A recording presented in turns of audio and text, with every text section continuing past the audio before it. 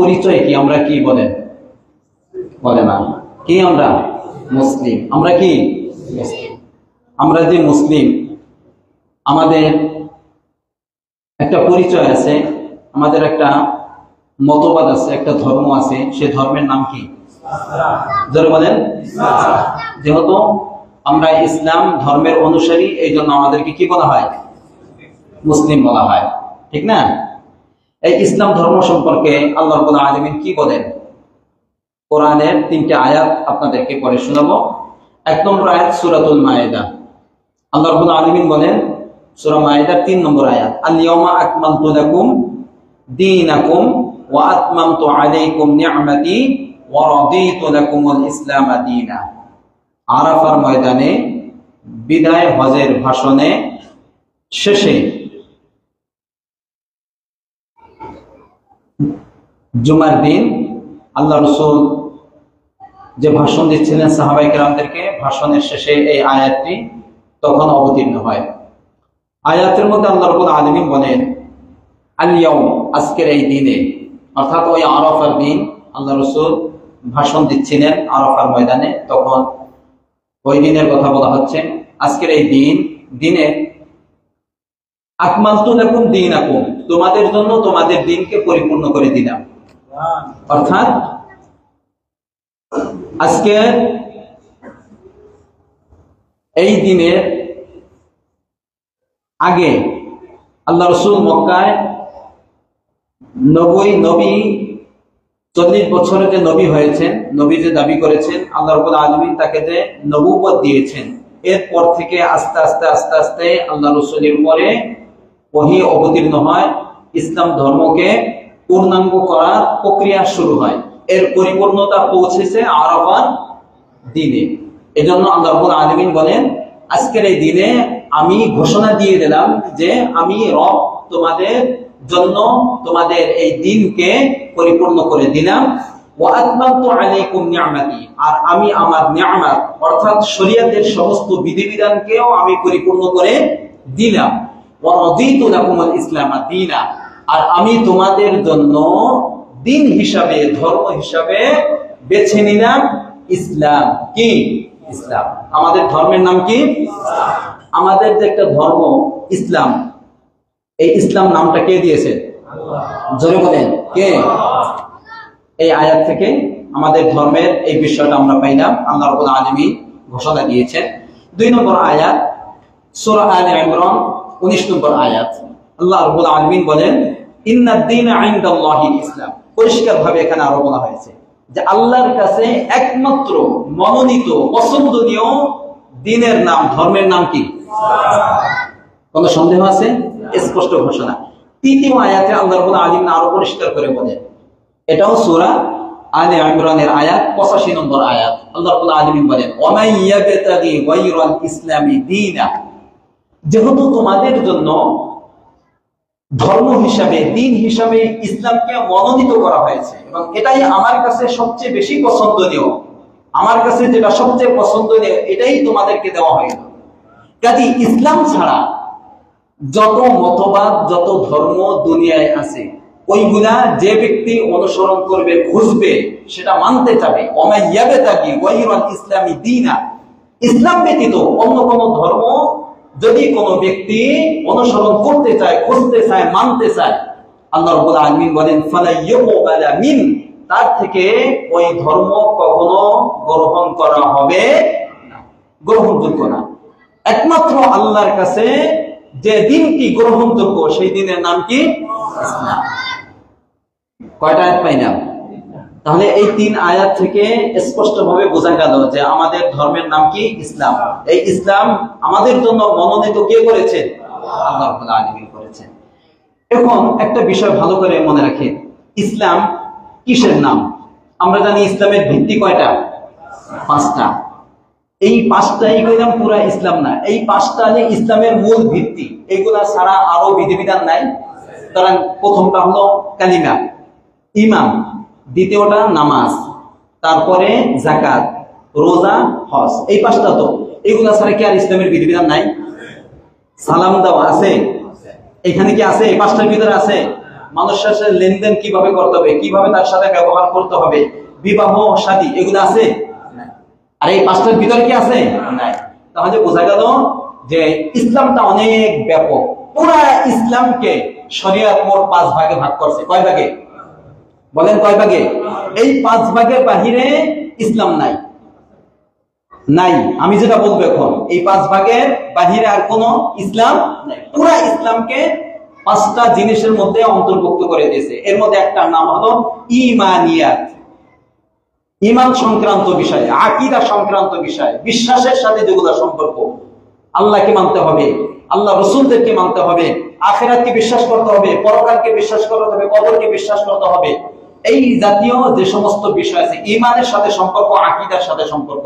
1 2 ইবাদত, ইবাদত অর্থাৎ যে কাজ করার আদেশ আল্লাহ দিয়েছেন, যে কাজ করলে নেকি হবে, ইবাদত। নামাজ, রোজা, হজ, যাকাত, সালাম দেওয়া, দান সদকা করা, ইবাদত বলতে যা আছে। এর দ্বিতীয় ভাগ।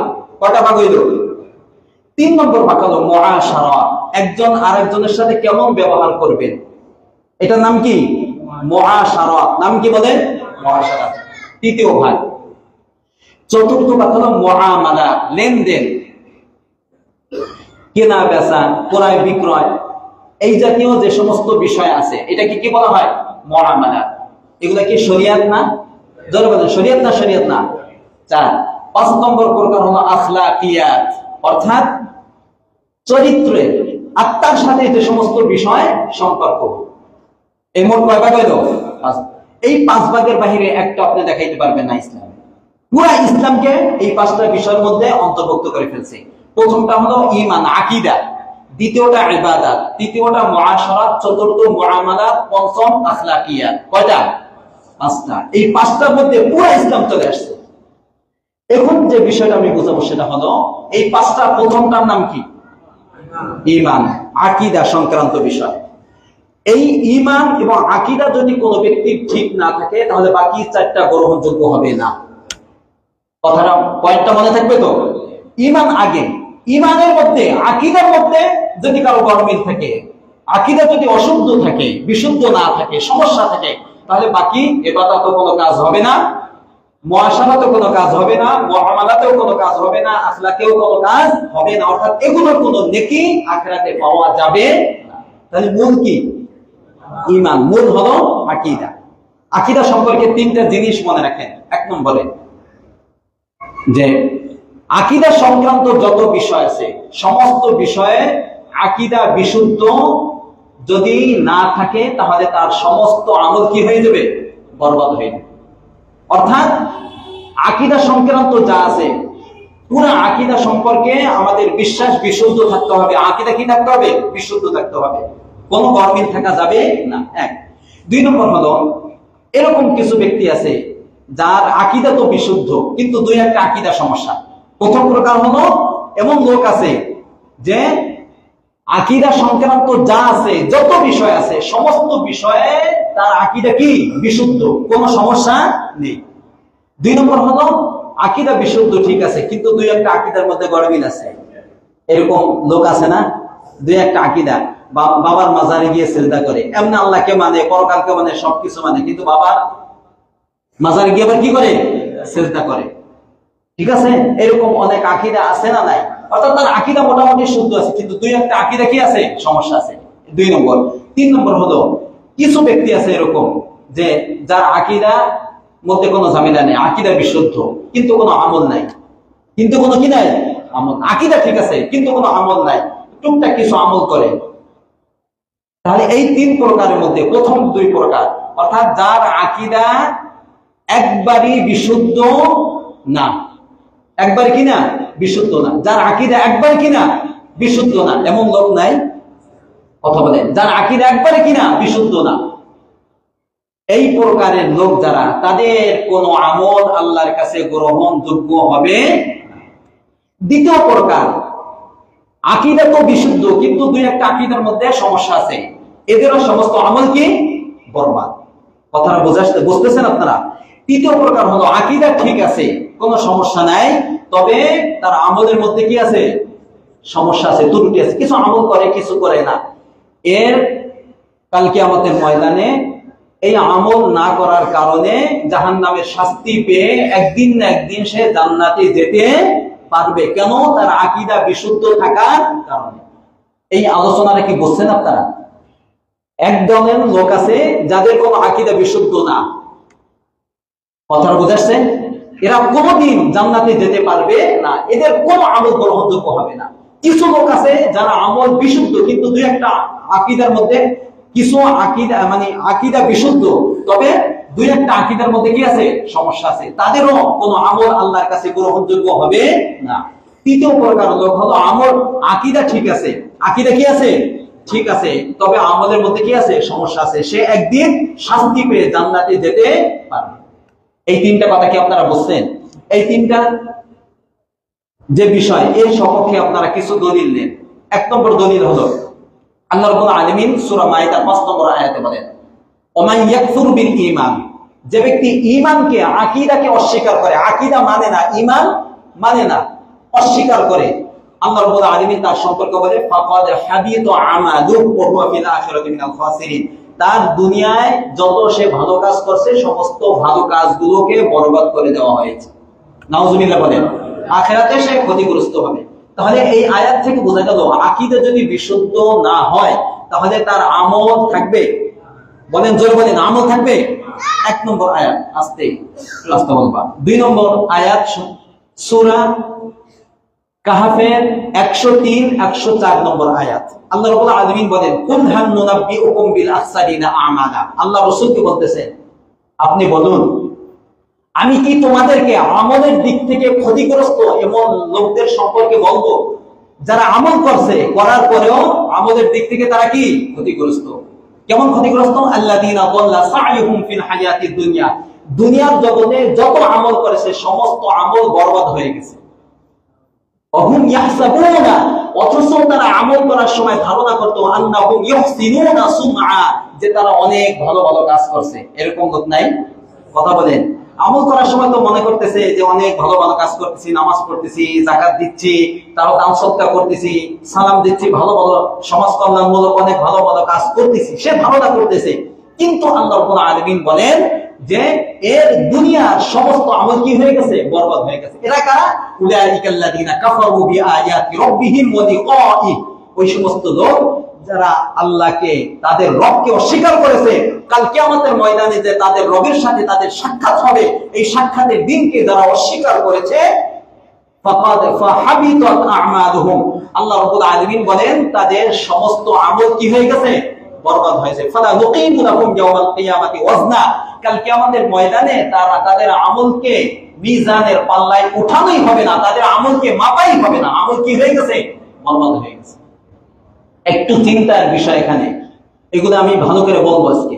2 নম্বর আয়াত, 3 নম্বর আয়াত সূরাতুন নূর, সূরা নূরের 39 নম্বর আয়াত, আল্লাহ রাব্বুল আলামিন বলেন ওয়াল্লাযীনা কাফারু, যারা কুফরি করেছে, অর্থাৎ যাদের আকীদা কিনা বিশুদ্ধ না, কোনো আকীদা বিশুদ্ধ না, একটা আকীদাও বিশুদ্ধ না, আল্লাহ রাব্বুল আলামিন বলেন তাদের আমল কেমন? আমালুহুম কাসারাবিন বিকিয়াতি ইয়াহসাবুহু যামাআনু মাআ, তাদের আমলের দৃষ্টান্ত কেমন? তাদের আমলের দৃষ্টান্ত হলো মরুভূমির মরীচিকার ন্যায়। কিসের ন্যায়? জোরে বলেন, তাদের আমলের দৃষ্টান্ত কার মতো? মরুভূমিতে যে মরীচিকা আছে এই মরীচিকার মতো। দেখবেন মরুভূমিতে যারা সফর করে, যখন পানির প্রয়োজন হয়, দূর থেকে তাকায়, দেখে যে বালু ঝলমল করতেছে, ঝিকঝিক করতেছে, ঠিক না? এরকম দেখা যায় না? মনে হয় দূর থেকে তাকানোর কারণে মনে হচ্ছে যে ওই জায়গায় কি আছে? পানি আছে।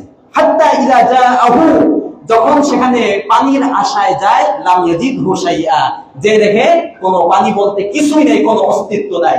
আল্লাহ রাব্বুল আলামিন বলেন যাদের আকীদা বিশুদ্ধ না, যাদের আকীদা কি না? বিশুদ্ধ না, তাদের আমল ঠিক এই সমস্ত লোকদের মতো। অর্থাৎ মনে করছে তো ওইখানে পানি আছে, যাওয়ার পরে কি নাই? পানি নাই। তো এই সমস্ত লোক যাদের আকীদা বিশুদ্ধ না, তারা দুনিয়ায় অনেক আমল করে, মনে করতেছে ভালো ভালো আমল করতেছে, কিন্তু এই আমল ওই মরুভূমির পরিচেকার ন্যায় কোনো কাজ হবে না। কথাটা বুঝছেন তো? এটা একটা আয়াত। আরেকটা আয়াত শোনেন, সূরা ইব্রাহিম, সূরা ইব্রাহিমের 18 নম্বর আয়াত, আল্লাহ রাব্বুল আলামিন বলেন মাসালুল লাযীনা কাফারু বিরাব্বিহিম, যারা তাদের রবকে অস্বীকার করে, অর্থাৎ যাদের আকীদা বিশুদ্ধ না, যাদের আকীদা বিশুদ্ধ না তারা তো রবকে মানে না, আল্লাহকে মানে না, পরকালকে মানে না, কবর জবরকে মানে না, ঠিক না ঠিক বলেন? তো এদের দৃষ্টান্ত হলো, এদের দৃষ্টান্ত কেমন? আমালুহুম কারামাদিন ইশতাদ্দাত বিহির রিহু ফি ইয়াউমিন আসিফ। তাদের আমল কেমন? আমল হলো ছাই, চেনেন ছাই? ছাই চেনেন? ছাইয়ের মতো, যে ছাইগুলোকে প্রচন্ড বাতাস, ঝড় বাতাসের সময় বাতাসগুলো ওই ছাই উড়িয়ে নিয়ে গেছে, উড়িয়ে নেওয়ার কারণে তার কোনো অস্তিত্ব আছে? যেরকম প্রচন্ড বাতাসে ছাইগুলো উড়িয়ে নিয়ে গেছে, এই ছাইয়ের কোনো অস্তিত্ব নাই, বিলীন হয়ে গেছে। ঠিক যাদের আকীদা বিশুদ্ধ না, অশুদ্ধ, তাদের আকীদার মধ্যে সমস্যা আছে, তাদের আমল ওই সমস্ত ছাইয়ের মতো, অর্থাৎ কোনো কাজে আসবে না। এই আয়াতগুলো শুনলেন। আর একটা আয়াত আমি আপনাদেরকে শোনাবো, সূরা ফুরকান, সূরাতুল ফুরকানের 23 নম্বর আয়াত। আল্লাহ রাব্বুল আলামিন বলেন, ওয়াকাদিমনা ইলা মা আমিলু মিন আমালিন ফাজআলনাহু হাবাআন মানসুরা। আল্লাহ রাব্বুল আলামিন বলেন, যাদের আকীদা বিশুদ্ধ না, যাদের ঈমানের মধ্যে সমস্যা আছে, কাল কিয়ামতের ময়দানে তারা যে সমস্ত আমলগুলো করবে দুনিয়ায় থাকা অবস্থায়, এই আমল নিয়ে যখন তারা উঠবে, আমি তাদের আমলগুলো তাদের সামনে পেশ করার জন্য আমি আসবো। ওয়াকাদিমনা ইলা মা আমিলু মিন আমালিন, এসে ফাজআলনাহু হাবাআন মানসুরা, তাদের আমলগুলোকে আমি কেমন করব? শূন্যে উড়ন্ত বিক্ষিপ্ত ধূলিকণার মতো আমি এগুলোকে একবারে অস্তিত্বহীন করে দেব। নাউজুবিল্লাহ বলেন। অর্থাৎ ধুলোবালি যখন উড়তে থাকে তখন এগুলোর কোনো অস্তিত্ব আছে? এগুলোর কোনো দাম আছে? আল্লাহ রাব্বুল আলামিন বলেন, তারা দুনিয়ায় থাকা অবস্থায় যে সমস্ত আমল করছে, আমল তো করছে ভালো ভালো আমল, কিন্তু তাদের আকীদা কি ছিল না? বিশুদ্ধ ছিল না। তো তাদের এই আমলগুলো এই সমস্ত বিক্ষিপ্ত ধূলিকণার মতো, কোনো মূল্য থাকবে না। এই আয়াত থেকে আমরা কি বুঝতে পারলাম বলেন? যাদের আকীদার মধ্যে কোনো সমস্যা আছে, আকীদা বিশুদ্ধ না, তারা যত আমল করুক না কেন, এই আমল কাল কিয়ামতের ময়দানে কোনো কাজে আসবে? দলিল পাইছেন আপনারা? যদি কারো আকীদা বিশুদ্ধ থাকে কিন্তু দুই একটা আকীদার মধ্যে সমস্যা আছে, তাদের আমল কোনো কাজে আসবে না। আল্লাহ রাব্বুল আলামিন বলেন, আফাতুমিনুনা বিবাদিল কিতাবি ওয়া তাকফুরুনা বিবাদ, তোমরা কোরআনের কিছু মানো, কিছু মানো না, কিছু মানো, কিছু মানো না। এই আমল কাল কিয়ামতের ময়দানে কোনো কাজে আসবে না। কোরআন মানলে পুরো জানতে হবে। কোরআনের একটা আয়াত, একটা শব্দ যদি কোনো ব্যক্তি অস্বীকার করে, একটা হরফ কোনো ব্যক্তি যদি অস্বীকার করে, তার ঈমান থাকবে? ঈমান থাকবে না। আল্লাহ রাব্বুল আলামিন কোন আয়াত বলে? সূরা মুহাম্মাদের 2 নম্বর আয়াত, ওয়াল্লাযিনা আমানু ওয়া আমিলুস সালিহাত ওয়া আমানু বিমা নুযিলা আলা মুহাম্মাদ, যারা ঈমান এনেছে, ভালো কাজ করেছে এবং মুহাম্মদ সাল্লাল্লাহু আলাইহি ওয়াসাল্লামের উপর যা কিছু অবতীর্ণ করা হয়েছে পুরাটা যারা মানবে, তারাই আল্লাহর কাছে পছন্দনীয়, তাদের আমলে গ্রহণযোগ্য হবে। মুহাম্মদ সাল্লাল্লাহু আলাইহি ওয়াসাল্লামের উপরে যা কিছু অবতীর্ণ করা হয়েছে, এর কোন একটা যদি কোনো ব্যক্তি অস্বীকার করে, তাহলে তার কোন আমল আল্লাহর কাছে গ্রহণযোগ্য হবে। তাহলে কি বোঝা গেল? যার একবারই আকীদা অশুদ্ধ, তার কোনো আমল গ্রহণযোগ্য হবে না। যার আকীদা বিশুদ্ধ কিন্তু দুই একটা আকীদা অশুদ্ধ, কোনো সমস্যা আছে, তারও কোনো আমল আল্লাহর কাছে গ্রহণযোগ্য হবে না। এটা আপনাদেরকে কিছু আয়াত দিয়ে আমি বুঝাইলাম। এখন আপনাদের কাছে আমার প্রশ্ন সেটা হলো যে আমরা যে কষ্ট করে আমল করি, আমরা যে কষ্ট করে আমল করি, নামাজ পড়ি, যাকাত দেই, রোজা রাখি, সবার আগে আগে মসজিদে এসে উপস্থিত হই, নামাজে সিজদা দিতে দিতে কপাল কালো হয়ে গেছে, এরকম লোক আছে না? বলেন। খুব একটা সতর্কবাণী আপনাদেরকে আমি শোনাবো। যদি আকীদার মধ্যে কোনো সমস্যা থাকে, এত অনেক ভালো ভালো আমল করছেন, আকীদার মধ্যে যদি কোনো সমস্যা থাকে, তাহলে এই নামাজ পড়ে, এই রোজা রেখে, এই যাকাত দিয়ে, দান সদকা করে, ভালো ভালো কাজ করে কোনো নাম হবে না। মানে কিয়ামতের ময়দান তো ভিন্ন কথা, মরার পরে কবর জগতে, মরার পরে কোথায়? কবর জগতে যখন যাবেন, যাওয়ার সাথে সাথে পানিশমেন্ট শুরু হয়ে যাবে। ঠিক না? ঠিক বলেন। যাওয়ার সাথে সাথে ফেরেশতারা মায় কি করবে? শুরু করে দেবে। কেন? আপনার আকীদার মধ্যে কি ছিল? সমস্যা ছিল। এখন আমি আপনাদেরকে একটা হাদিস শোনাবো, যে হাদিসটি আসলে খুব আশ্চর্য একটা হাদিস, ভয়ের একটা হাদিস, আতঙ্কের একটা হাদিস। আল্লাহ রাসূল সাল্লাল্লাহু আলাইহি ওয়াসাল্লামের সাহাবী আব্দুল্লাহ ইবনে আমর ইবনে আস রাদিয়াল্লাহু তাআলা আনহুমা বলেন, আল্লাহ রাসূল সাল্লাল্লাহু আলাইহি ওয়াসাল্লাম বলেছেন, ইয়াতি আলান নাসি জামান, মানুষের সামনে এমন একটা কাল আসবে, এমন একটা যুগ আসবে, এমন একটা সময় আসবে, যে ইয়াজতামিউনা ওয়া ইউসাল্লুনা ফিল মাসাজিদ, মানুষেরা নামাজ পড়ার জন্য মসজিদে একত্রিত হবে। কিসের জন্য? মসজিদে একত্রিত হবে, এসে তারা নামাজ পড়বে, সিজদা দিবে, মসজিদে এসে আগে আগে আসবে, সবকিছু করবে তারা। আল্লাহ রাসূল তাদের সম্পর্কে বলে ওয়ালাইসা ফীহিম মুমিন, কিন্তু তাদের মধ্যে একজনেরও ঈমান নেই। নাউযুবিল্লাহ বলে না। মসজিদে আসবে, মসজিদ ভরপুর থাকবে, মসজিদে আসে একত্রিত হবে, নামাজ পড়বে, আল্লাহকে সিজদা করবে, পাওয়ার আশা করবে, কিন্তু তাদের কি নেই? বলেন তাদের কি নেই? ঈমান নেই। আকীদার মধ্যে সমস্যা, ঈমান নেই। ঈমান না থাকার কারণে এই নামাজ কোন কাজে আসবে? বলেন আসবে? এখন বলবেন হুজুর কি বলেন আপনারা, আমরা নামাজ পড়ি, আমরা তো মুসলিম হিসেবে দাবি করি, তাহলে আমাদের মধ্যে কি এরকম লোক আছে? এই জামানা শুরু হয়েছে না হয় নাই? জোরে বলেন একটু।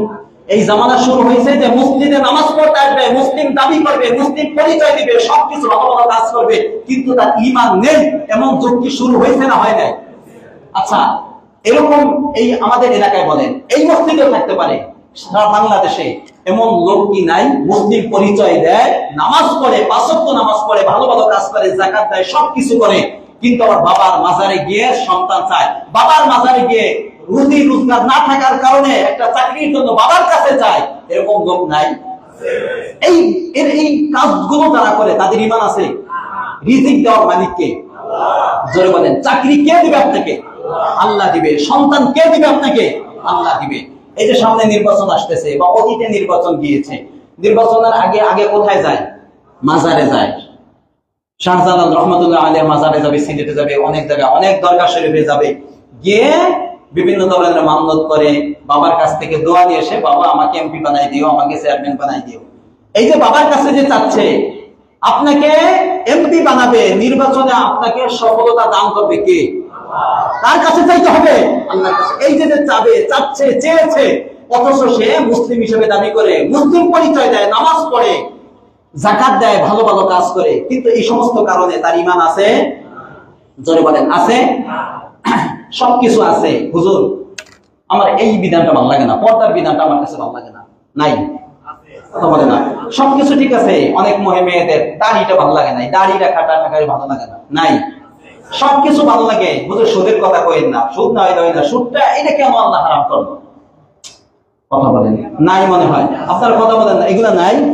এই সমস্ত অনেক এই শ্রেণীর লোক আমাদের সমাজে বা বাংলাদেশে মুসলিম সমাজে আছে না নাই? কম না বেশি? তাহলে আল্লাহ রাসূলের এই হাদিস কি সত্য না মিথ্যা? তাহলে নামাজ পড়বে, মসজিদে একত্রিত হবে, সিজদা দিবে, অথচ আল্লাহ রাসূল বলেন ওয়ালাইসা ফীহি মুমিন, তাদের মধ্যে মুমিন খুঁজে পাওয়া মুশকিল হবে। এখন আমি তো আমার সম্পর্কে জানি, আপনি আপনার সম্পর্কে জানেন, এখন একটু যাচাই বাছাই করেন যে আমার আকীদা ঠিক আছে নাকি ঠিক নাই।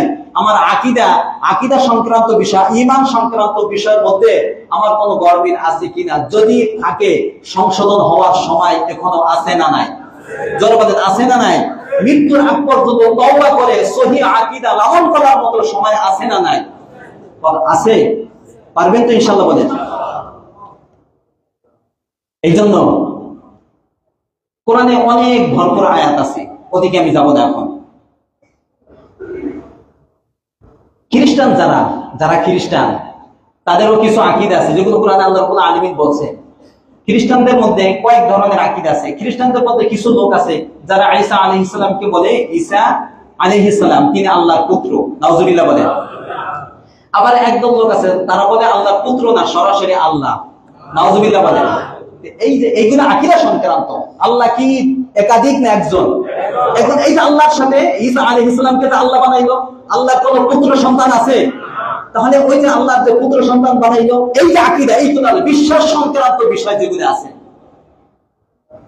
আল্লাহ রাব্বুল আলামিন এদের সম্পর্কে বলেন লাকাদ কাফারাল্লাযিনা ক্বালু ইন্নাল্লাহা হুয়াল মাসীহ ইবনে মারইয়াম। আকীদার গুরুত্ব কত বেশি দেখেন, আকীদার গুরুত্ব কত বেশি। আল্লাহ রাব্বুল আলামিন বলেন যারা বলে যে ঈসাই আল্লাহ, তারা কাফির হয়ে গেছে।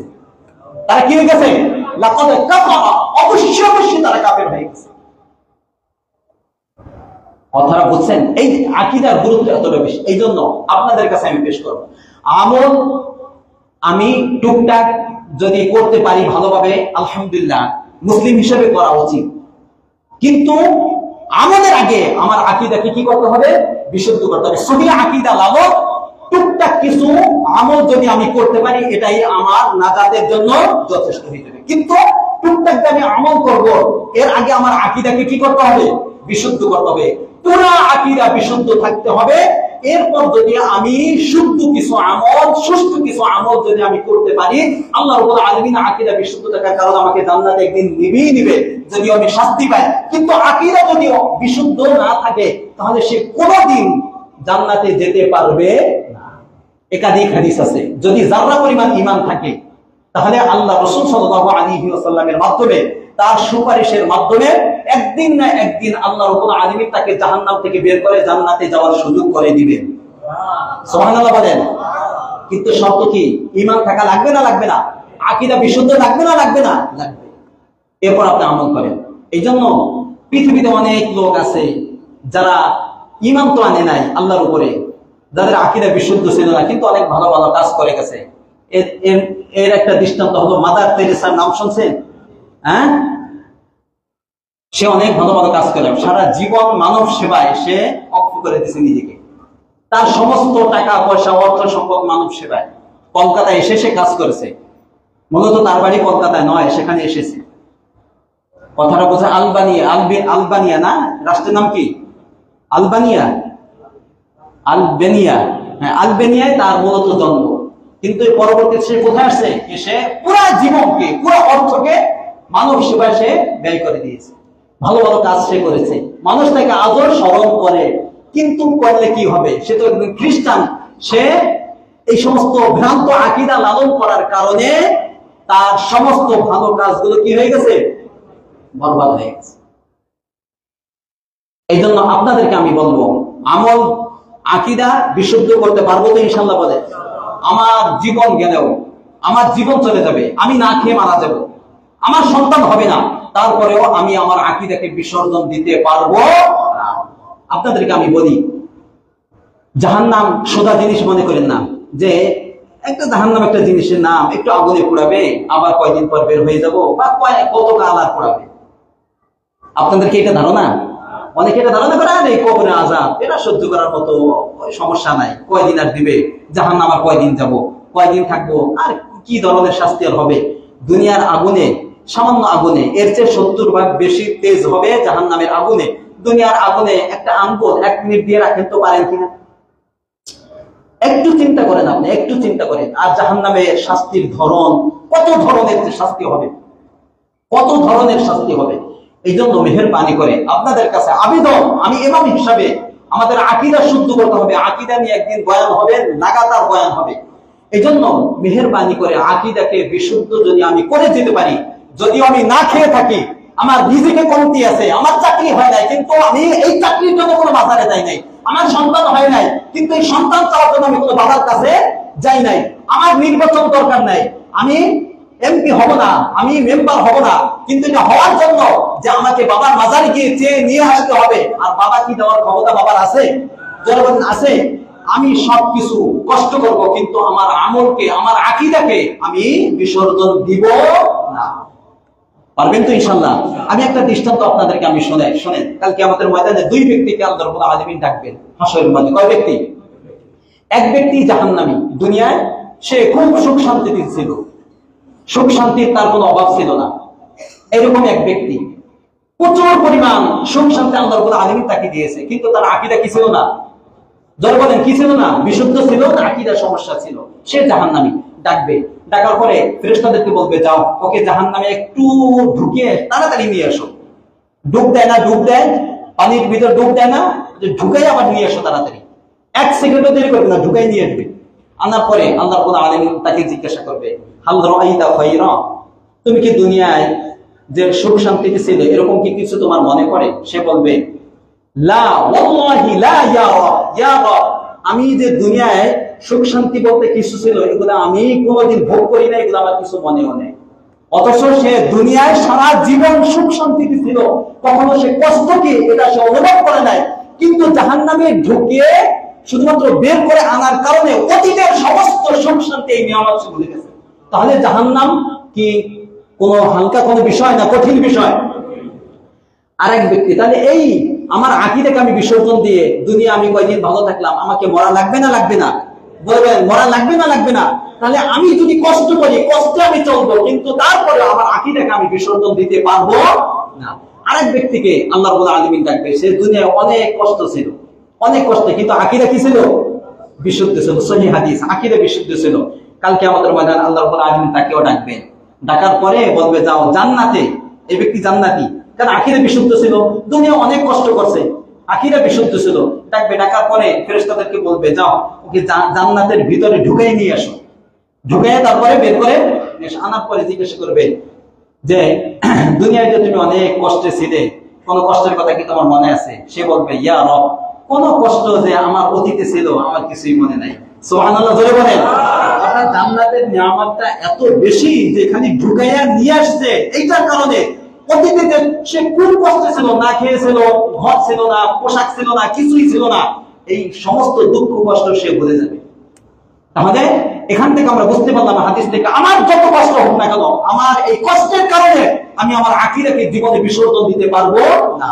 ঠিক আছে তো ইনশাআল্লাহ? এই অসংখ্য আকীদার মধ্যে একটা আকীদা হলো খতমে নবুওয়াতের আকীদা। জোরে বলেন, কি বললাম? জোরে বলেন, মুখ দিয়ে বলেন। খতমে নবুওয়াতের আকীদা। খতমে নবুওয়াতটা কি এটা আমরা একটু বুঝবো, সংক্ষেপে বুঝবো, বিস্তারিত বলার সময় নাই। আমার দিকে তাকান ভালো করে। খতমে নবুওয়াতটা কি? খতমে নবুওয়াতের সহজ অর্থ হলো আমাদের নবীর তিনটা বৈশিষ্ট্য আছে। অনেক বৈশিষ্ট্যের মধ্যে গুরুত্বপূর্ণ বৈশিষ্ট্য কয়টা? এক নম্বর, তিনি শ্রেষ্ঠ নবী। জোরে বলেন, তিনি শ্রেষ্ঠ নবী। দুই নম্বর, তিনি বিশ্ব নবী। বলেন, তিনি কি নবী? বিশ্ব। তিন নম্বর হলো তিনি সর্বশেষ নবী। বলেন, এক নম্বর কি? তিনি সর্বশ্রেষ্ঠ নবী। দুই নম্বর বিশ্ব নবী। তিন নম্বর সর্বশেষ নবী। সর্বশেষ নবী, এই যে সর্বশেষ নবী, অর্থাৎ যার পরে কোনো নবী নেই, যার পরে কোনো নবী আর আসবে না, নতুন কোন নবী আসবে না, যার পরে কোনো নবী নেই, এই আকীদার নাম হলো খতমে নবুওয়াতের আকীদা। অর্থাৎ আমাদের নবীর মাধ্যমে নবীদের আগমনের ধারাকে চূড়ান্ত ভাবে আল্লাহ রাব্বুল আলামিন বন্ধ করে দিয়েছেন। আমাদের নবী সর্বশেষ নবী। বলবেন হুজুর দলিল কই? দলিল তো অভাব নেই। যে আয়াতটি আমি পড়েছি সূরা আহজাবের আয়াত, মা কানা মুহাম্মাদুন আবা আহাদিন মির রিজালিকুম।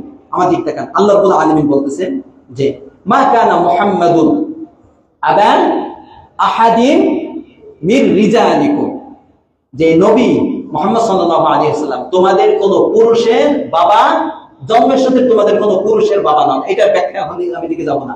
তা আল্লাহ রাসূলের পরিচয় কি? মুহাম্মদ সাল্লাল্লাহু আলাইহি ওয়াসাল্লামের পরিচয় কি? পরিচয় হলো ওয়ালাকিন রাসূলুল্লাহ। এক নম্বর পরিচয় হলো তিনি আল্লাহর রাসূল। দুই নম্বর পরিচয় ওয়া খাতামান নাবিয়্যিন।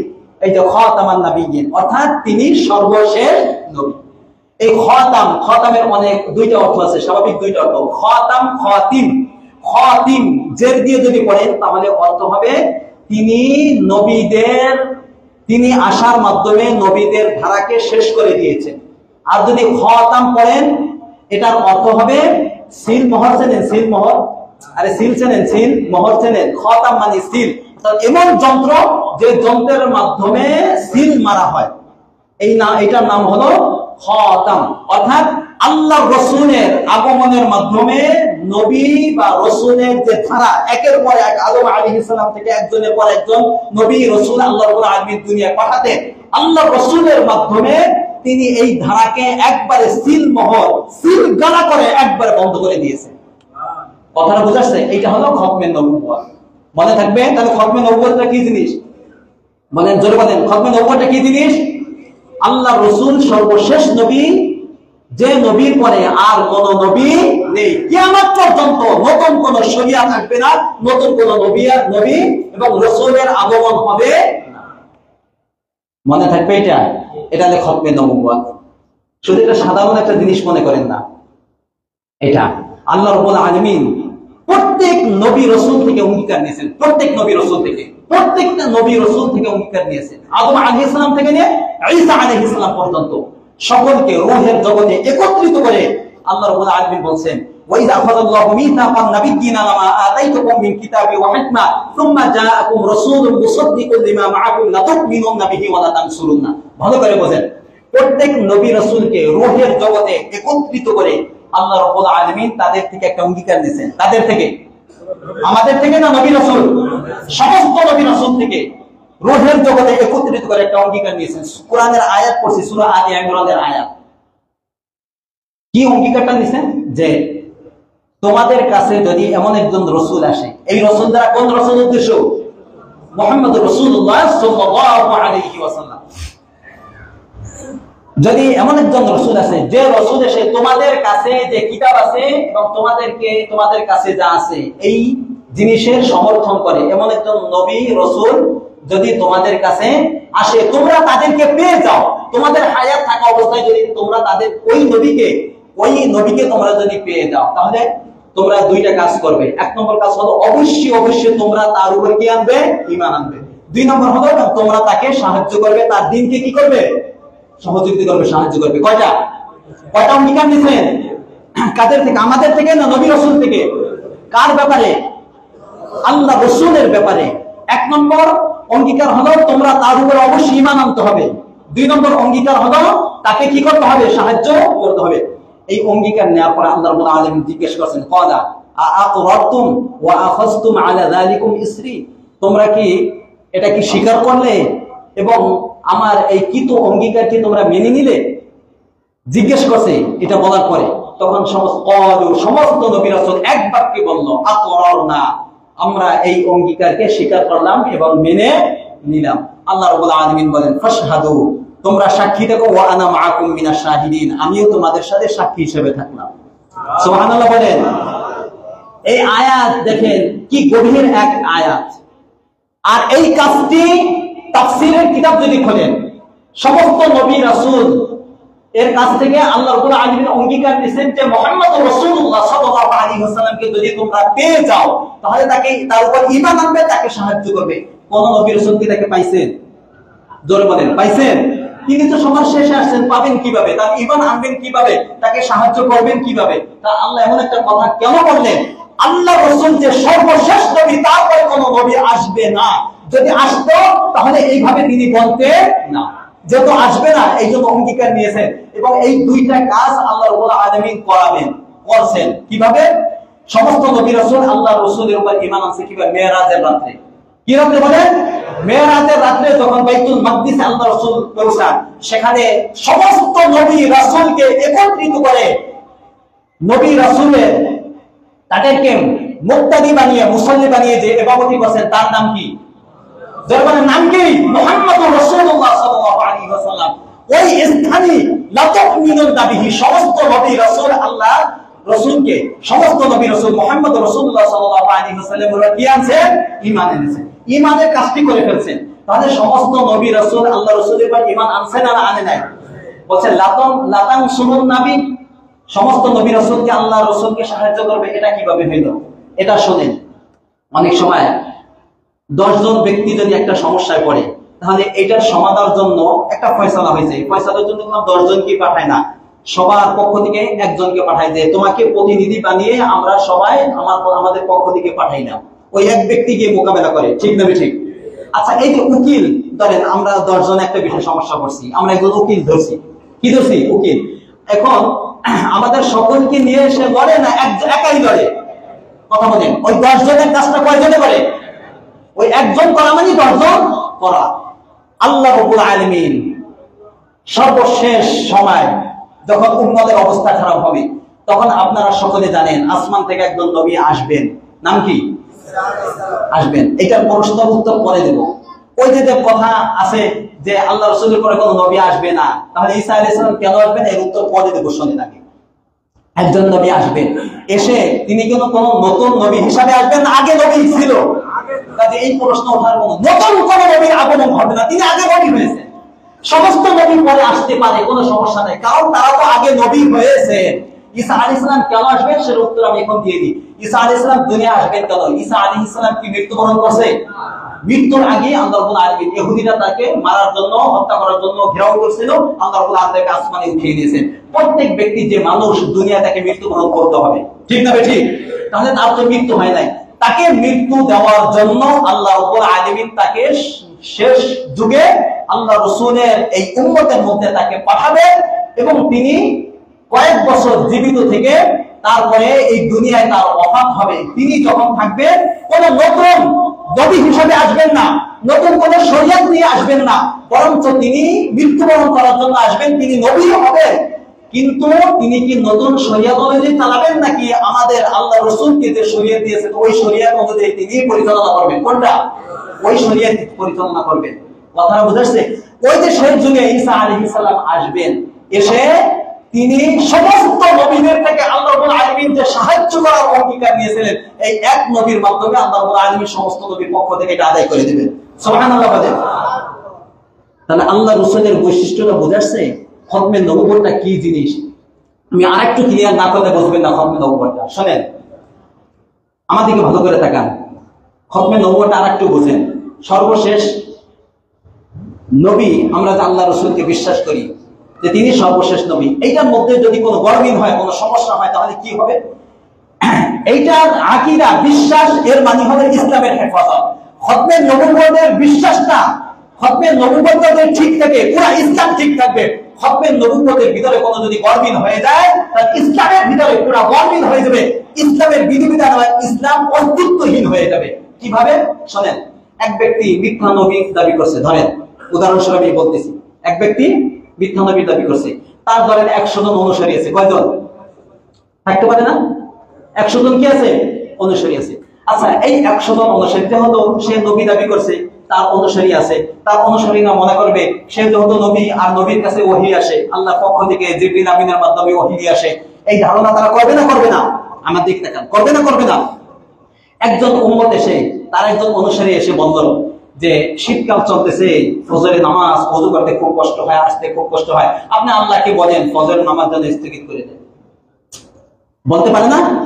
সে এসে দাবি জানাইলো, আর ওই নবী এসে বলল, মিথ্যা নবী এসে বলল যে আমি আল্লাহর কাছ থেকে এই অনুমতি নিয়ে আসছি যে তোমাদের জন্য ফজরের নামাজকে স্থগিত করে দেওয়া হয়েছে। উদাহরণস্বরূপ আরেকজন দাবি নিয়ে আসলো যে গরমের সময় জুন জুলাইতে দিন অনেক বড় থাকে, প্রচন্ড গরম থাকে, গরমে রোজা রাখতে খুব কষ্ট হয়, 30 দিন অনেক ঝামেলা, একটু কমাই টমাইয়া আপনার আল্লাহর কাছ থেকে যেহেতু আপনার কাছে ওহী আসে, একটু 20 দিন 15 দিন দিয়ে দিতেন। সে কয়েকদিন পরে এসে বললো, হ্যাঁ আল্লাহ তোমাদেরকে অনুমতি, যেহেতু মিথ্যা নবী এসে বলল যে আল্লাহ তোমাদেরকে বাস রোজা কমাই দিয়েছে, অর্ধেক কমিয়ে দিয়েছে, অথবা 10 দিন কমাই দিয়েছে, 20 দিন। কথা বলেন, এই কথাটা কি বুঝছেন? তাহলে এই যে সুযোগটা তৈরি হচ্ছে, তাহলে ইসলামের মধ্যে কম বেশি করা, ইসলাম তো আল্লাহ রাসূলের মাধ্যমে কমপ্লিট হয়ে গেছে, চূড়ান্ত হয়ে গেছে, এর মধ্যে আর কোনো কম বেশ করার কোনো সুযোগ নেই। এখন যদি নবী হওয়ার এই ধারাকে আপনি চালু রাখেন যে আরো নবীর আগমন হবে, তাহলে তারা এই যে মিথ্যা নবীর দাবি করবে, তাদের তারা অনুসারী হবে। এই সমস্ত আবেদন করে করে এক একটা ইসলামের বিধিবিধানকে বাদ দিল, কমাইলো, বাড়াইলো। তাহলে যে চূড়ান্ত বিধান যেটা হয়ে গেছে, যে আনিত ধর্ম আল্লাহ রাসূলের মাধ্যমে আসছে, এটা কি আর ঠিক থাকবে না গরমিল হয়ে গেছে? পুরো ইসলামটাই অস্তিত্বহীন হয়ে যাবে, নিরাপত্তাহীন হয়ে যাবে, ঝোঁকের মধ্যে পড়ে যাবে। ঠিক না ঠিক? এই জন্য ইসলামকে বাঁচানোর জন্য, কি বাঁচানোর জন্য? ইসলামের হেফাজতের জন্য, ইসলামের বিধিবিধানকে হেফাজতের জন্য খতমে নবুয়তের আকীদা খুবই গুরুত্বপূর্ণ। ঠিক না ঠিক বলেন? যদি খতমে নবুয়তের আকীদাকে আপনি বিশ্বাস না করেন, তাহলে নতুন নবী আসার ধারা চালু হয়ে যাবে। নতুন নবী আসার ধারা চালু হয়ে গেলে ইসলামের বিধিবিধানের মধ্যে গরমিল কি হয়ে যাবে? শুরু হয়ে যাবে। আর খতমে নবুয়তের আকীদা যদি আমরা ঠিক রাখতে পারি, এইটা বিশ্বাস যদি আমরা করতে পারি এবং এইটার মধ্যে যদি কোনো সমস্যা না হয়, তাহলে নতুন নবী হওয়ার আগমনের ধারাও কি হয়ে গেছে? বন্ধ হয়ে গেছে। ইসলামের বিধিবিধান এবং শরীয়তের হেফাজত ঠিক থাকবে। কথাটা বুঝে আসছে না আসে নাই? একাধিক হাদিস আছে, প্রায় 100-র কাছাকাছি দলিল আছে, যে দলিল দ্বারা প্রমাণিত যে সর্বশেষ নবী কোন নবী? যারা বলেন কোন নবী? মুহাম্মদুর রাসূলুল্লাহ সাল্লাল্লাহু আলাইহি ওয়াসাল্লাম। অনেক হাদিস আছে যে হাদিস দ্বারা স্পষ্ট ভাবে আল্লাহ রাসূল বলে গেছেন যে আমার পরে আমার উম্মতের মধ্যে মিথ্যাবাদী 30 জন নবীর আবির্ভাব ঘটবে। কয়জন? কাযযাবুনা সালাসুন। আল্লাহ রাসূল বলেন কুল্লুহুম ইয়াযউমু আন্নাহু নবী, নবীগণ প্রত্যেকে দাবি করবে আমি নবী। আল্লাহ রাসূলের শেষে বলেন ওয়া আনা খাতামুন নাবিয়্যিন, অথচ আমি সর্বশেষ নবী, লা নাবিয়্যা বা'দি, আমার পরে কোনো নবী নেই। তো আল্লাহ রাসূলের যুগেই কয়েকজন মিথ্যা নবীর আবির্ভাব ঘটছে, আর এই পর্যন্ত প্রায় 19 জন। কয়জন বলেন? 19 জন। তালিকা আমার কাছে আছে। আল্লাহ রাসূলের যুগে একজন ছিল আসওয়াদ আনাসি, তাকে ফিরোজ দাইলমি নামে এক ব্যক্তি হত্যা করেছে। আরেকজন আপনারা জানেন মুসাইলামাতুল কাজ্জাব, নাম কি? মুসাইলামা। সে আল্লাহ রাসূলের কাছে অনেক কথাবার্তা এগুলো বলছে। সর্বশেষ আল্লাহ রাসূলের ইন্তেকাল হয়ে গেছে, তার সাথে মোকাবিলা করার সুযোগ পান নাই। এরপরে যখন খেলাফতে বসলেন আবু বকর সিদ্দিক রাদিয়াল্লাহু তাআলা আনহুর সময় তার বিরুদ্ধে যুদ্ধের ঘোষণা করা হয়েছে। ওই মিথ্যা নবী মুসাইলামাতুল কাজ্জাব 40,000 লোক নিয়ে সে যুদ্ধ করেছে। সর্বশেষ তাকে ওয়াহশী রাদিয়াল্লাহু তাআলা আনহু, নাম শুনছেন? এই ওয়াহশী রাদিয়াল্লাহু তাআলা আনহু, তিনি এই সাহাবী তাকে হত্যা করেছেন। যুগে যুগে যারা মিথ্যা নবীর দাবিদার করছে, তৎকালীন সময়ে উম্মতেরা, আল্লাহ রাসূলের উম্মতেরা, তারা মোকাবেলা করে উপযুক্ত জবাব তাদেরকে দিয়েছে, তাদেরকে হত্যা করে দিয়েছে, আর কেউ ফিরে এসে আবার ইসলাম ধর্ম গ্রহণ করেছে। কথাটা বলছেন, সর্বশেষ যে মিথ্যা নবীর দাবিদার 19 নম্বর, তার নাম হলো মির্জা গোলাম আহমদ কাদিয়ানী। নাম জানেন? এলো 19 নম্বরে। তার বাড়ি কোথায়? পাঞ্জাবে, কাদিয়ান নামক এলাকায়। তার জন্ম 1839। এরপরে সে 1900 সাল থেকে আস্তে আস্তে করে সে দাবি করতে লাগলো আমি মুজাদ্দিদ, আমি একজন কি মুজাদ্দিদ আল্লাহর পক্ষ থেকে। এরপর আস্তে আস্তে দাবি করলো আমি ঈসা, আস্তে আস্তে দাবি করলো আমি মাহদি। এইভাবে এক পর্যায়ে সে বিভিন্ন দাবি করে করে এক পর্যায়ে 1901 সালে, হয়তো 1901 সালে সে পরিষ্কার ভাষায় দাবি করেছে যে আমি নবী। নাউজুবিল্লাহ বলেন, আমি কি নবী। এবং এমন এমন আকীদা আমার কাছে এখানে লেখা আছে যেগুলো পড়াই শুনে কিন্তু অনেক সময় লাগবে। এমন এমন আকীদা তার, সে আল্লাহর রাসূলের চেয়েও সে শ্রেষ্ঠ নবী, এই দাবি সে করেছে। এবং মক্কা মদিনার যে কাদিয়ান নামক এলাকা শ্রেষ্ঠ, সে দাবিও সে করেছে। তার উপরে কোরআন নাযিল হয়েছে, ভিন্ন কোরআন আছে। আল্লাহ রাসূলের যেমন সাহাবী ছিল, তারও এরকম সাহাবী আছে, উজির আছে। মক্কা মদিনা যেমন পবিত্র, তার চেয়ে কাদিয়ান নামক এলাকা পবিত্র, এই আকীদা সে পোষণ করেছে। কথাটা বুঝাচ্ছে? কিন্তু বর্তমান সময়ে তার অনুসারীরা সারা বিশ্বে ছড়িয়ে আছে। তারা এখন এইটা প্রকাশ করে না, তারা এটা বলে না। তারা দেখবেন আলোচনা শুনলে আপনাদেরকে ধোঁকা দেওয়ার চেষ্টা করবে। তারা এটা বলবে না যে আমরা কাকে, গোলাম আহমদ কাদিয়ানীকে আলাইহিস সালাতু ওয়াস সালাম বলে। দেখেন শুনেন যে আমরা গোলাম আহমদ কাদিয়ানীকে আমরা সর্বশেষ নবী বলি না। সর্বশেষ নবী আমরা কাকে মানি? কাকে? মুহাম্মদুর রাসূলুল্লাহ সাল্লাল্লাহু আলাইহি ওয়াসাল্লাম। এই কথা তারা বলে, এবং বলে মূলত তাদের অন্তরে একটা মানুষদেরকে ভুল বোঝানোর জন্য তারা প্রকাশ করে আরেকটা। শুনেন, আমাদের কালিমা কি? লা ইলাহা ইল্লাল্লাহু মুহাম্মাদুর রাসূলুল্লাহ। তাদের উপাসনালয়ে ওই জায়গায় দেখবেন ঠিক এই কালিমাটাই লেখা, কিন্তু এই কালিমার ভিতর খবর আছে।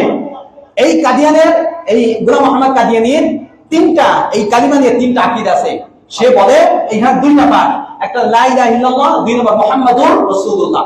সে দাবি করে যে এই মুহাম্মদ সাল্লাল্লাহু আলাইহি ওয়াসাল্লাম তার দুইবার আগমন ঘটবে। একবার 1400 বছর আগে ঘটছে, আর একবার 19বিংশ শতাব্দীতে, অর্থাৎ কাদিয়ান নামক এলাকায় আমার মাধ্যমে তার আবির্ভাব ঘটছে।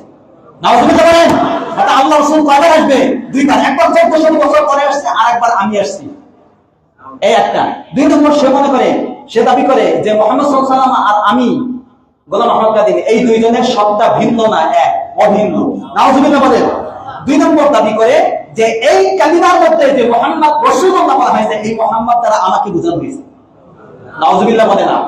অর্থাৎ তারা আহমদ বলে না, তখন বলে মির্জা গোলাম মুহাম্মদ কাদিয়ানী বলে। নাউজুবিল্লাহ বলে। অর্থাৎ এই কালিমার মধ্যে যে মুহাম্মদ, এই মুহাম্মদ ওই 1400 বছর ওই মুহাম্মদ না, বরং পাঞ্জাব এলাকায়, উপজেলা জেলায় কাদিয়ান নামক এলাকায় ওই যে গোলাম আহমদ কাদিয়ানী, যে ওই তাকে বোঝানো হয়েছে মুহাম্মদ দ্বারা। এটা তাদের বিশ্বাস, এটা তাদের বিশ্বাস, কিন্তু এটা আপনার কাছে প্রকাশ করে না। এই জন্য দেখেন আমাদের কালিমায় তারা তাদের উপাসনাদের সামনে লিখে রাখে। এই জন্য বিষয় কি, এই বিষয়ে বিস্তারিত আলোচনা দরকার, কিন্তু সময় হাতে নেই। আমাদের একটাই কথা, সেটা হলো যে এই যে তাদের আকীদা, এটা কি কুফরি আকীদা না কুফরি আকীদা না? কোন ব্যক্তি যদি আকীদা পোষণ করে তাহলে তাহলে সে মুসলিম থাকবে না কাফের হয়ে যাবে? তাহলে কাদিয়ানীরা কি কাফের না মুসলিম? পরিচয় দেয় কি? আরে তারা পরিচয় কি দেন? কাফের না মুসলিম পরিচয় দেয়। তাদের নাম হলো আহমদিয়া মুসলিম জামাত, তাদের এটা তারা মুসলিম হিসেবে পরিচয় দেয়। তারা তো কাফের, কাফের হয়ে গেছে, কাফের হয়ে গেছে। তারা যে কাফের হয়ে গেছে এটা আমরা জানি, এই জন্য একটা ঢুকানোর জন্য তারা কখনো এখন বলে না যে গোলাম আহমদ কাদিয়ানী সর্বশ্রেষ্ঠ নবী, তারা বলে মোহাম্মদ রাসূলের সেই সর্বশ্রেষ্ঠ নবী। তবে সে বলে যে কাদিয়ানী কে? গোলাম আহমদ কাদিয়ানী সে হলো ঈসা, সে হলো মাসিহ, এই সমস্ত কথাটা ইমাম মাহদী, এই সমস্ত কথাবার্তা বলে। কিন্তু মূলত তারা দাবি করে যে সর্বশেষ নবী যে সে হলো কে? গোলাম আহমদ কাদিয়ানী। এই জন্য কথা হলো তারা তো কাফের, তাদের আকীদা অনুযায়ী তারা কাফের, এই বিষয়ে কোনো ফতোয়া দেওয়ার দরকার নাই। তারা কাফের, তাদেরকে তারা মানবে, তারা কাফের, তাদেরকে তারা কাফের মনে করবে না, তারাও কি কাফের। এটা তো একবার চূড়ান্ত বিধান শরীয়তের পক্ষ থেকে। কিন্তু রাষ্ট্রীয়ভাবে আমরা চাই যে কাদিয়ানী যারা আছে তাদেরকে কাফের এই ঘোষণা রাষ্ট্রীয়ভাবে দিতে হবে। ঠিক না? ঠিক বলেন। এই ব্যাপারে কি আপনাদের কোনো দ্বিমত আছে কারো? যদি দ্বিমত থাকে একবারে আকীদার সাথে কথা রাখেন, সে কাফের, সে মুসলিম পরিচয় দিতে পারবে না। কথা বলেন ঠিক না? ঠিক। আমরা চাই রাষ্ট্রীয়ভাবে কাদিয়ানীদেরকে অমুসলিম ঘোষণা দিতে হবে। বলবে হুজুর রাষ্ট্রীয়ভাবে কেন দেওয়া দরকার কি? তারা তো আপনি কাফের। কেন দেওয়ার দরকার হলো এই জন্য, তারা কাফের যে রাষ্ট্রীয়ভাবে ঘোষণা দিলে তারা কাফের হবে, রাষ্ট্রীয়ভাবে ঘোষণা দিলে তারা কাফের হবে না। বিষয়টা কি এরকম? যারা বলেন বিষয়টা কি এরকম? তারা তো আকীদা পোষণ করার কারণে কাফের হয়ে গেছে। রাষ্ট্রীয়ভাবে ঘোষণা দিতে হবে, এই জন্য তারা মুসলিম পরিচয় বাংলাদেশে থাকতে পারবে না, তারা কাফের পরিচয় বাংলাদেশে থাকবে। হিন্দুরা যেমন থাকে, বৌদ্ধরা যেমন থাকে, খ্রিস্টানরা যেমন থাকে, তারা বাংলাদেশ থেকে আমরা তাদেরকে তাড়িয়ে দিতে চাই না। তারা থাকুক, তবে মুসলিম পরিচয় না। কি পরিচয়? কাফের পরিচয়। এইটা রাষ্ট্রীয়ভাবে দিতে হবে। ঠিক না? ঠিক। মুসলিম পরিচয়, তারা তাদের উপাসনাকে মসজিদ বলতে পারবে না, তারা আমাদের আযান, আমাদের ইকামত, আমাদের নামাজ এগুলো তারা চালাইতে পারবে না, তারা মুসলিম পরিচয় মক্কা মদিনায় যেতে পারবে না, তাদের আইডি কার্ডে মুসলিম পরিচয় থাকবে না। তারা এই মুসলিম পরিচয় দিয়ে আমাদের মেয়েদেরকে তারা বিবাহ করে। এই মুসলিম পরিচয় দেওয়ার কারণে তাদের যে সমস্ত মাহফিল হয়, এই মাহফিলে আমাদের মতো মানুষ তারা মনে করে যে তারাও তো মুসলিম, তাহলে তাদের মাহফিলে যায়, মাহফিলে গিয়ে তাদের এই সমস্ত ভ্রান্ত আকীদার শুনে শুনে এক পর্যায়ে তারাও তাদের দলে অন্তর্ভুক্ত হয়ে যায়। এই কাজগুলো কেন করতে পারে? তারা মুসলিম পরিচয় দেওয়ার কারণে। এই জন্য রাষ্ট্রীয়ভাবে আইন করতে হবে, ঘোষণা দিতে হবে যে কাদিয়ানীরা বাংলাদেশেই থাকবে, তবে মুসলিম পরিচয় নাই। কি পরিচয়? বলেছে জনগণ কি পরিচয়? এই জন্যই মাঝে মাঝে আওয়াজ ওঠে। এখন আমরা এই দাবি আদায় করার জন্য যদি আমাদেরকে রক্ত দিতে হয়, আমাদেরকে শহীদ হতে হয়, আমাদের বাচ্চাদেরকে, আমাদের পরিবারকে যদি শহীদ হতে হয়, রাজি আছি তো ইনশাআল্লাহ? আমরা রাসূলের হেফাজতের জন্য একজন মুসলিমও আগামীকাল সমাবেশে উপস্থিত থাকতে পারবে না ইনশাআল্লাহ। বলেন আমার যত ব্যস্ত থাকুক, এই আল্লাহ রাসূলের সবচেয়ে শ্রেষ্ঠ যত আল্লাহ রাসূলের সিফাত আছে, এর মধ্যে একটা শ্রেষ্ঠ সিফাত হলো খাতমুন নবুওয়াত। তিনি খাতামুন নবিয়্যিন। এই চাদর নিয়ে যদি টানাটানি করে ছিঁড়তে পারে, তাহলে তারা পুরো ইসলামকে শেষ করে দিতে হবে। এই জন্য এই ইসলামকে বাঁচানোর জন্য তাদেরকে রাষ্ট্রীয়ভাবে যেন অমুসলিম ঘোষণা দেয়, এই দাবিতে আগামীকাল সম্মেলন ঘোষণা করা হয়েছে। পৃথিবীর বড় বড় স্কলার যারা আলেম তারা চলে এসেছে, সারা বাংলাদেশ থেকে মানুষ আসবে। আপনারা ঢাকার বাসিন্দা হয়ে এলাকায় বসে থাকবেন না যাবেন? জোর বলেন যাবেন তো ইনশাআল্লাহ? কালকে আমাদের ময়দানে কবরে যদি আল্লাহ রাসূলের জিজ্ঞাসা করার পরে যদি মুখ দিয়ে বলতে চান যে আমাদের নবী মুহাম্মদ রাসূলুল্লাহ, কালকে আমাদের মধ্যে হাউজে কাউসারের পানি যদি তার হাত থেকে খাইতে চান, তার সুপারিশ যদি পেতে চান, তার সুপারিশ ছাড়া জান্নাতে যাওয়া যাবে? তাহলে এই আকীদাকে বিশ্বাস করতে হবে তিনি সর্বশেষ নবী, এবং আগামীকাল সম্মেলনে যোগ দিয়ে সম্মেলনকে সফল করতে হবে ইনশাআল্লাহ। পারবো তো ইনশাআল্লাহ? রাজি আছি? বলেন। পাকিস্তান সহ বিশ্বের অনেক রাষ্ট্রে তাদেরকে অমুসলিম ঘোষণা দেওয়া হয়ে গেছে। পাকিস্তানে প্রায় হাজার হাজার মানুষ শহীদ হয়েছে, তারপরে ঘোষণা দিয়েছে। আমরাও আল্লাহ রাসূলের এই খতমে নবুয়তের আকীদাকে হেফাজত করার জন্য যদি রক্তের প্রয়োজন হয় দেওয়ার জন্য প্রস্তুত আছি তো ইনশাআল্লাহ? বলেন কালকে যাবেন ইনশাআল্লাহ? বলেন যাবেন? এখন তো তালিকা করা দরকার, কিন্তু তালিকা করার মতো তো সময় নেই। কালকে যাওয়ার জন্য পুরা ঢাকাবাসী যাবে, আমাদের এলাকা থেকে যাবে, ফয়সালা হয়েছে প্রত্যেক এলাকা থেকে যাবে। আমাদের যদি 2-3টা গাড়ি হয় তাহলে সুন্দর হবে। আমরা 20 নম্বর রোড আলাক্সা পুরাতন বাজার আলাক্সা জামে মসজিদের সামনে এখান থেকে উঠবো। অথবা আমরা পারি, আমরা এই শহীদ মডেল এখান থেকে আমরা গাড়িতে উঠতে পারি। 9টায় সম্মেলন শুরু হবে, 6:30টায় কয়টা রওনা দেবো? 6টা, ফজরের নামাজের পরে 6:30 আমরা এখান থেকে রওনা হবো ইনশাআল্লাহ। সবাই যাবেন তো না যাবেন না বলেন? তাহলে এখানে একত্রিত হবেন অথবা আল আকসা মসজিদের সামনে এখানে যাবেন। কিন্তু তাহলে আমরা এই আমাদের কোন জায়গা থেকে?